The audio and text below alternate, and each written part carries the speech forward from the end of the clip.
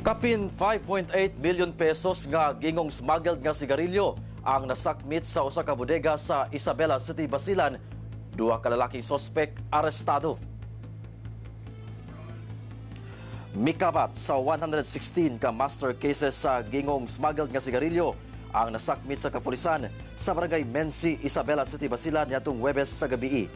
Mukan tinad kini sa kapin 5.8 million pesos.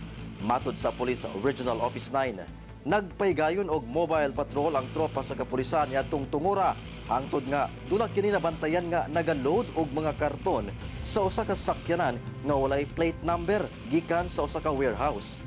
Tungod kadudahan, giberipika kini sa PNP ug nasuta nga smuggled nga sigarilyo di ay kini. Lakip na ang ubang nakatambak sa maong bodega. Gikustodiya karon sa PNP ang mga lalaking sospek nga nag-edad og 27 og 29 anyos.